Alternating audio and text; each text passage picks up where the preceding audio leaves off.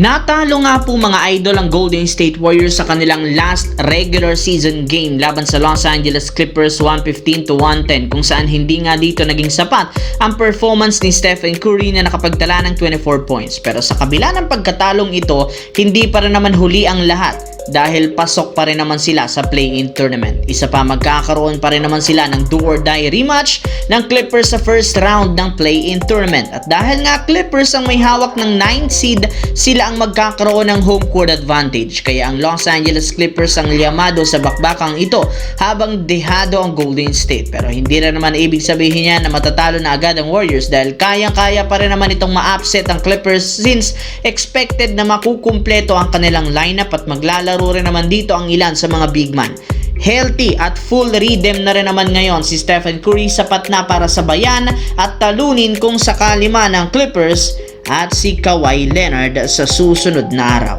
Samantala, naging easy game ang laro ngayong araw ng Lakers kanina laban sa Utah Jazz matapos nila itong talunin na tambakan 131-107 na pinangunahan ni Rui Hachimura nagtala ng 22 points, DeAndre Ayton 22 points at si LeBron James na merong 18 points. Hindi na rin naman naglaro si LBJ sa second half kasama si Luke Kennard upang maiwasan nila ang injury. At dahil sa pagkapanalong ito ng Lakers, sinabayan ang pagkapanalo ng Denver laban sa Spurs, sila ang magiging official na 4th seed sa Western Conference kung saan inaasahan na makakalaban nila ang Houston Rockets ni Kevin Durant. Though undermanned ang Lakers sa umpisa, inaasahang hindi paglalaro ni Luka at Reeves, may mga advantage pa rin naman silang pwede ditong gamitin kagaya ng pagkakaroon ng home court advantage sa Game 1 at Game 2. Bukod dyan, alam rin naman ng coaching staff kung paano talunin ng Rockets. Kita sa mabagal ang opensa ng Rockets at masyado nga itong nakadepende kay Kevin Durant. Kaya maaari nga pong pabilisin ng Lakers ang tempo ng kanilang laro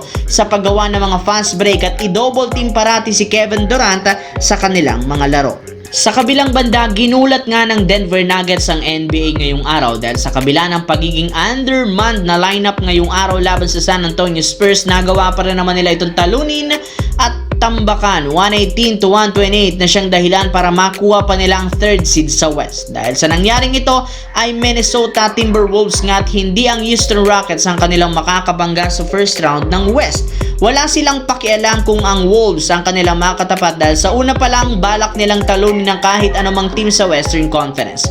Pinagpahinga rin naman ng Nuggets ang karamihan sa mga key player laban sa San Antonio since gusto nilang maging healthy ito bago ang laban sa Timberwolves. Kung inyo ang matatandaan, huling ang nagkatapat ang Denver at Wolves sa playoffs sa pang 2024 kung saan natalo dito ang Nuggets.